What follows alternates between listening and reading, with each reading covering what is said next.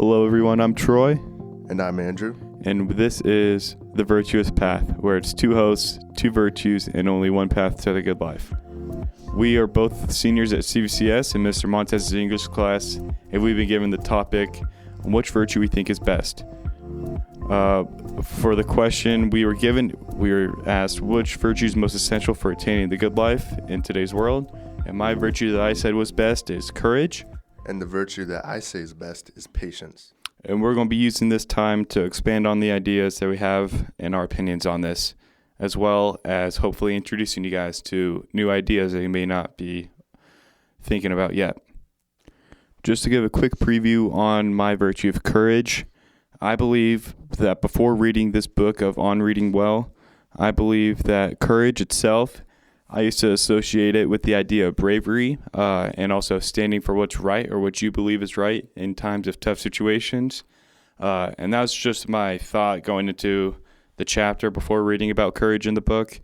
And after reading, I've had a lot of new ideas about the idea of courage itself and also how it can shape us truly as people and also affect our actions when we stand for what's right, whether it can cause us harm or not. If we stand for what's right, it's standing for good rather than standing for maybe what's wrong and backing away from challenges. And you can see this throughout society today. People, for example, in the military have a lot of courage going into military, fighting on the front lines, fighting for our country, putting their lives at risk for us. You can see this with first responders as well as government leaders in our country, both making tough decisions that may affect them or us as people and also affect the country and the world as a whole and how we as a nation go forth with decisions that are made. You can also see this in pretty major political leaders such as Charlie Kirk as a great example of courage, where it's even been mentioned by himself that he wanted to be remembered for courage for his faith. Where I think that would mean instead of just shying away, not really representing Christ, he's going out into the world, into places he knows he's going to get neglected and have his ideas rejected from, and he's going in and preaching the gospel and truly trying to reach everyone there with Jesus' power and also influencing them in a way. And that's a great example of how we as people can use tough challenges in our lives to overcome them or have courage to overcome those challenges, overcome the tough ones, because it's not always going to be easy going forward in life, just viewing everything as easy or any challenges that come, I'll get through it. But you need to have courage in order to overcome those challenges and trials in your life. In a quick preview of patience, I actually used to think patience is just waiting well. And that's what I learned my whole life from my parents and my teachers. And I've analyzed that and observed that in situations that my friends went through or parents. And so my mom used to always tell me, be patient in like times waiting for a test grade to come out or just anything else, like doing homework. I should be patient. But I actually learned what patience is from the book we just read in English class, On Reading Well by Karen Swallow Prior. Patience is enduring suffering. And I questioned that, so I dug deeper into the text, and I actually learned that enduring suffering means we will act positively and not negatively through that suffering. And so by being patient in the suffering, we can stay calm, we can think clearly, and we will not react negatively. We can see patience in all sorts of areas of our life, such as waiting in line at a grocery store or being on a phone call with a phone company and we're listening to the music on the phone waiting for like 20 minutes. And those are good times to display and work on our patience, because our patience will grow stronger and stronger each and every time we practice our patience. And there's so many more ways that we can practice and learn how to be patient in our lives. For the idea of the good life that we mentioned earlier in the question, I want to just first start off saying of what I think virtues are. And definition I came up with myself was that virtues are characteristics that are developed in someone and they affect someone's views and understanding of the good life. And then the good life, the example or the definition I'm going to give right now is that it's a life that is shaped by virtues, as previously mentioned, and is growth both mentally and spiritually, and also being aligned with what's good and meaningful in life. And I want to make a quick observation of the differences in virtues. In our reading of On Reading Well by Karen Swallow, we saw that there's 3 types of virtues, such as cardinal virtues, theological virtues, and heavenly virtues. And for cardinal virtues, we have prudence, temperance, justice, and courage. And you can see I chose courage from the cardinal virtues. It's one of the first 4 that we first learned about. And also heavenly virtues is what we talked about later in the semester or later in the quarter. And it's chastity, diligence, patience, kindness, and humility. And then there's also a section of the book that we didn't fully get to about theological virtues. And these include faith, hope, and love. And based off these, I think that the good life, all these virtues are necessary and also all beneficial for the good life. And I'm not saying none of these are not good at all. And I'm not disagreeing with any of them in a way where I think they're unnecessary. I believe that they're completely necessary. It's just, I think courage might be one of the more, if not the most important. And I also think courage is a virtue that is misunderstood and mistaken for other ideas, but itself is a very valuable virtue to learn and to grow that everyone should have in order to achieve the good life, because everyone in life faces difficult times and challenges that they need to overcome. And this is why courage helps with dealing with hard times so much in life for everyone. What I think the good life is essentially glorifying and honoring God through our actions. And so the good life and glorifying and honoring God will require and include all the virtues, which are temperance, prudence, justice, courage, chastity, diligence, kindness, patience, humility, faith, love, and hope. Each and every big and little event in our lives will involve the demand for one or of many virtues. Displaying these virtues will result in attaining the good life, which is glorifying and honoring God. And so, without these virtues, how can we attain the good life? We simply cannot. So for courage, I'm going to be presenting just the whole overview of courage right now. And I think Joshua 1:9 describes this pretty well. Have I not commanded you, be strong and courageous? Do not be afraid, do not be discouraged, for the Lord your God will be with you wherever you go. I think this shows a good example of courage where Jesus is talking to the Israelites in this passage, where he's also saying, don't be fearful of anything, because they just got out of slavery from Egypt, and that is most likely for all the Israelites a pretty big trial in their lives, where when they have courage like this, it says be strong and courageous. I'd say it means being strong in your faith and standing firm for what you believe is right, in this case believing in God. And I also think that from this we can see the disciples growing a lot spiritually, trusting in God more, and also seeing who he is. And I also think another passage that describes courage well is 1 Corinthians 16:13. Be on your guard, stand firm in the faith, be courageous, be strong. And I think that also talks about, it connects the idea of strong, being courageous and strong together in both of those passages, and I like that a lot. And it's also, I think, a good idea or a good representation of what courage can also be. And also in the book On Reading Well by Karen Swallow Pryor, I saw that on page 88, it gives a couple quotes about what courage is. And it says, courage is measured not by the risk it entails, but by the good it preserves. And another quote that it gives about courage is the habit that enables a person to face difficulties well. And I think these two definitions kind of sum up the idea of courage pretty well, and also allows people to, one, be able to face challenges well. That's what one of the quotes said pretty much directly. And it's also, the one that I found interesting was the risk it entails. It's not about the risk it entails, but by the good it preserves. Where I used to see courage kind of as like, oh, let's say someone is, in a fight. There's no, they might have courage for going in a fight. Let's say they're going to a fight just 'cause. there's no real reason why they should be going to that fight, and it's also why it wouldn't be a courageous act for going into that fight, because there's no good involved with it. There's no good that can really come out of it. And that's where I think is the big idea of courage coming from. And I like how the book explains it, because if there's really no good that can come from the actions that come from courage, or just the aftermath of everything that happens, then I don't think it's truly courageous. It might just be, people might think it's brave, but it's not very courageous.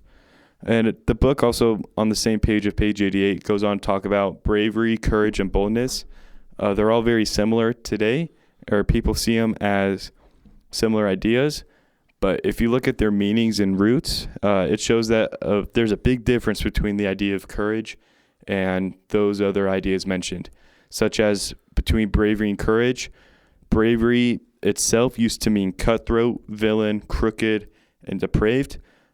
Instead, today, people have changed the idea of it and connecting it to boldness rather than the ideas from before.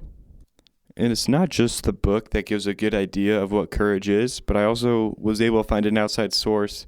It is an article that's called Positive Psychology, and it was written by Susan McGarvey.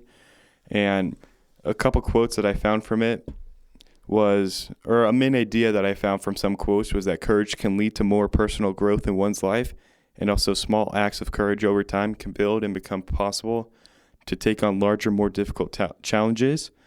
And I think that idea of what I saw from the article, that summed it up pretty well. But these are I'm going to go into quotes real quick that I found that main idea from, such as one quote says, "Developing courage can enhance personal growth and lead to achieving meaningful goals despite obstacles." And I agree with it because it builds strength mentally, and also it helps us to deal with hard things. From that quote explains it pretty well. Also, another quote, "Practicing small acts of bravery daily can gradually build resistance and strengthens one's capacity to confront larger challenges." And I agree with how it gradually helps us, how courage itself can help us in life.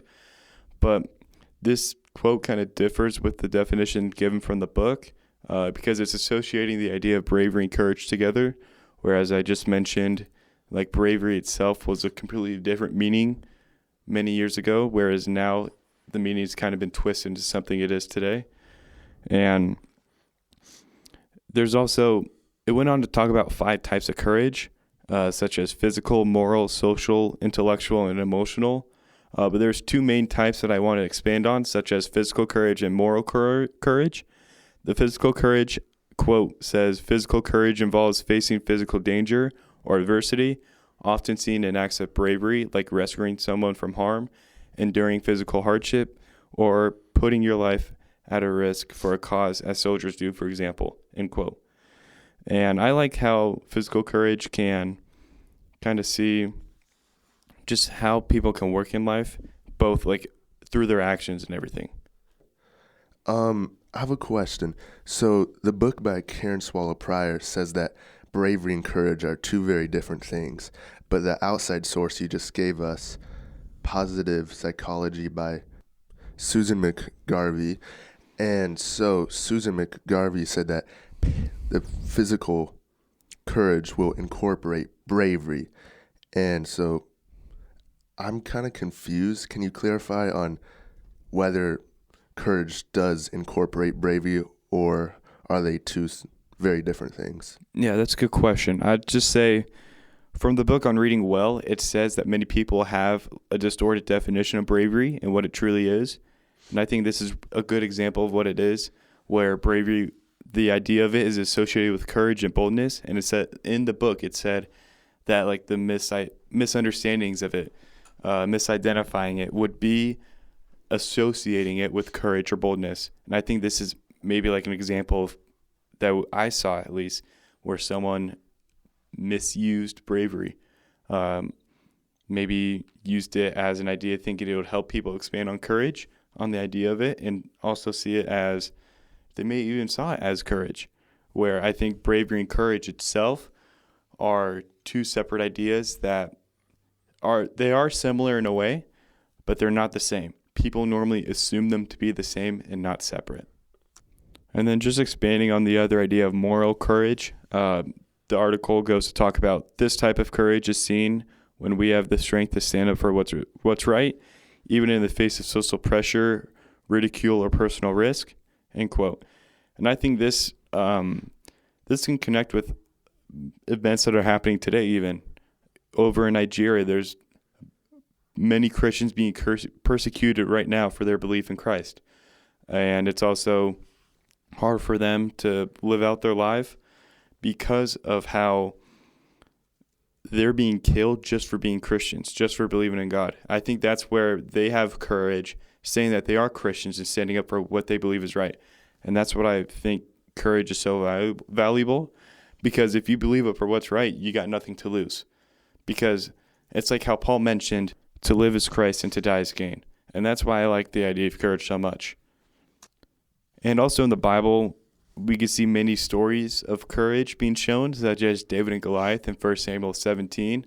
And it's courageous because David trusted in God's power over physical strength and weapons that were being opposed against him, with Goliath being a strong man, being really tall, and also having weapons and an army behind him. And it's not only David is seen as the only example of courage in the Bible. There's also others, such as Daniel in the lion's den from Daniel 6, where Daniel chose to pray. Even though he faced consequences, he still knew praying to God would be very valuable for him, and he was willing to risk the consequences that came with it. And he was sent to the lion's den, but he had courage going into it, and also he came out of it alive and stronger than ever. And also Jesus in Gethsemane, before he was crucified in Matthew 26, verses 36 through 46, talks about how Jesus chose God's will, knowing that it would bring intense suffering to him. And we as people could not even fathom the kind of torture he went through, and he knew what kind of torture he'd be getting himself into for going through with God's will. And that's why that act is such a good, that act has such a strong amount of courage in it, because I guarantee there's no other person, whoever existed, that would probably be able to take Jesus' place like that, being willing to lay their life down for the whole world through love, because he knows everyone by name, whereas we don't even know a fraction of everyone in this world. And also, another popular example is Shadrach, Meshach, and Abednego in the fiery furnace from Daniel 3.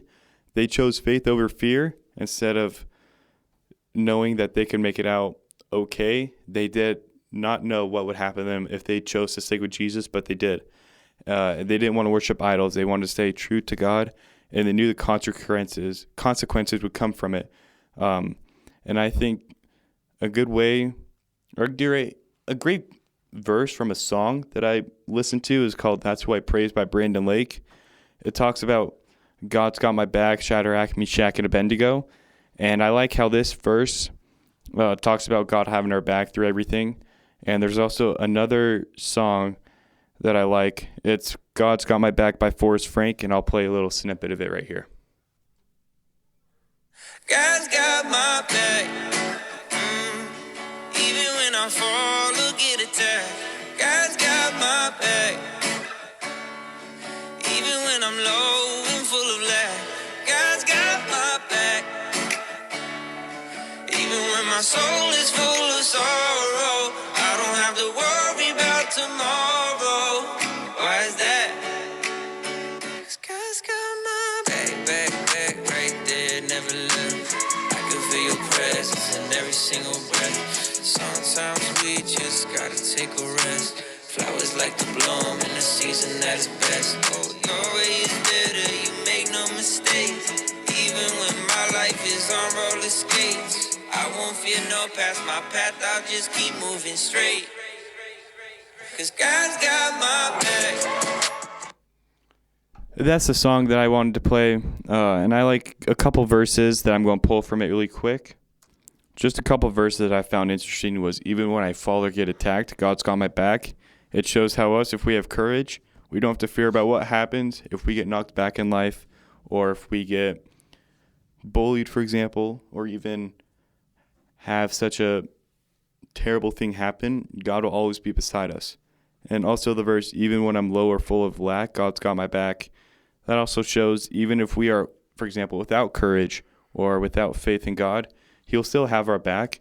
And that's why we as believers should have faith in God and put trust in him, because it's only good things that will come from that. And another verse, even when my soul is full of sorrow, I don't have to worry about tomorrow. And also I can feel your presence in every single breath. Those two, I think, connect pretty well because we don't have to worry about anything that's going on in our lives. If we keep our focus on God, have courage for his name. If we stand strong in his name and have courage, even in tough times, we can always rely on him and see him in everything. And that's kind of my whole overview of what courage is. Wow. Thank you, Troy. I definitely learned a lot about courage from what you just told me and about the outside source you just told everyone listening to the podcast, and also the song God's Got My Back by Forrest Frank. I'll definitely listen to that song later many times. Thank you. All right, so going on to patience. And so patience is needed for a common peaceful life. And we can see that in Luke 21:19. And that verse says, "In your patience possess ye your souls." And so Jesus is speaking here. He's not saying that in patience we will attain ownership of our souls. He's saying that by being patient, we will make our souls steady. So that means that you will stay away from anger, fear, or despair during challenging times. By being patient, we will behave and act better. And Jesus is telling us about patience and how we can keep our souls steady, because we'll come across times of persecution or tribulation. And in order to help attain the good life, we need to be patient, because by being patient, we will actually think better, think more clearly, and keep our souls calm. And therefore, we're able to honor and glorify God in an easier way. Karen Swallow Prior, in the book On Reading Well, tells us that patience is the willingness to endure suffering. Being patient in the midst of suffering means that you will tolerate difficult times without reacting negatively. Patience is very much needed when someone is reaching towards a goal or multiple goals.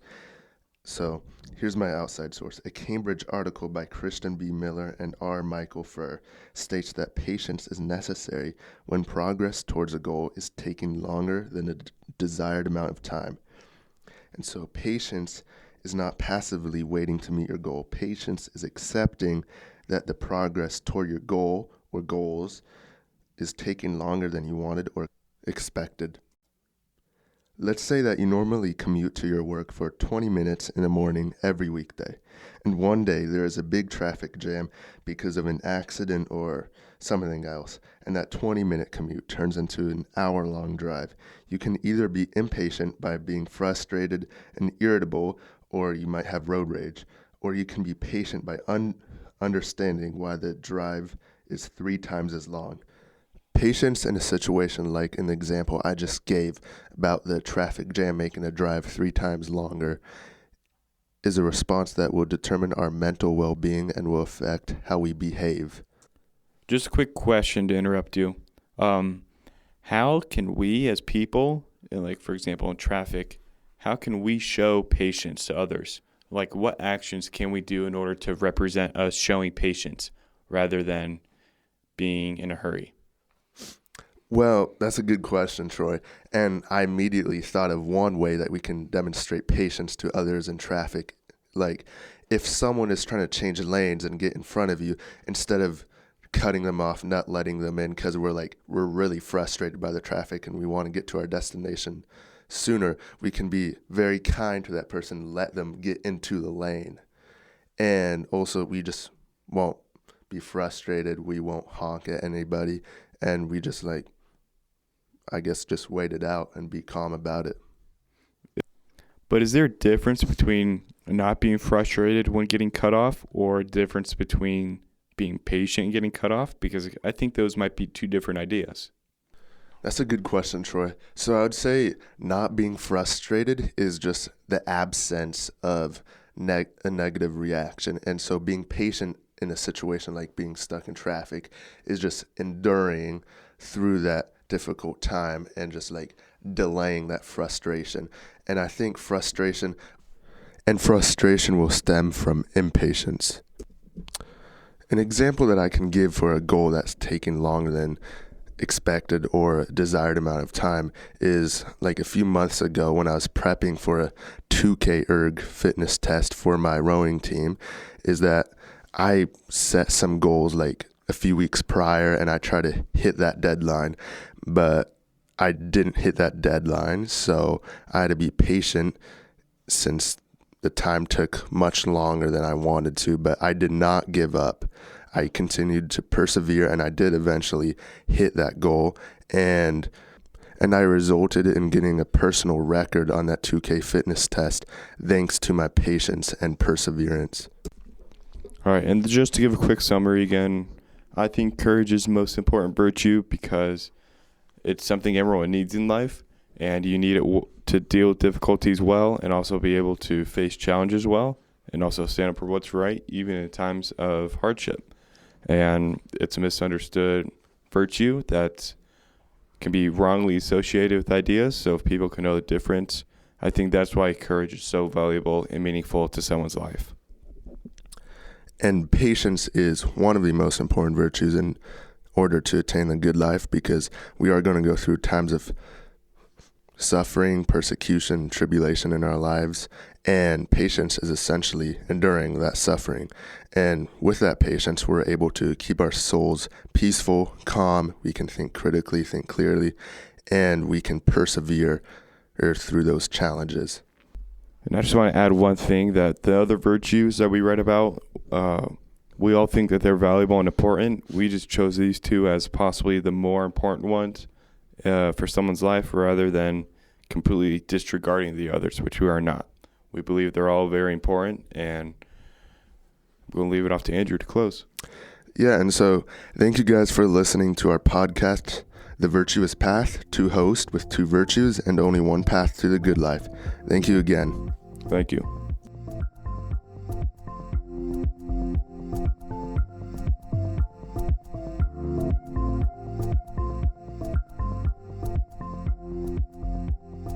This episode has been a production of the Capistrano Valley Christian Schools Podcast Network.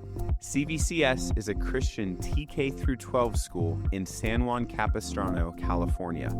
Please visit cvcs.org/podcasts to listen to the variety of shows our students produce on our campus. You can also find all of our shows on Apple Podcasts, Spotify, YouTube, and others. We would also appreciate you subscribing to and leaving a review of this show and the other shows on our network in your podcast player of choice. If you have any questions or would like to reach out to us, please email podcasts@cvcs.org. On behalf of the school, this is Mr. Jasper, the executive producer of the podcast network. Thank you for listening, and stay tuned for more.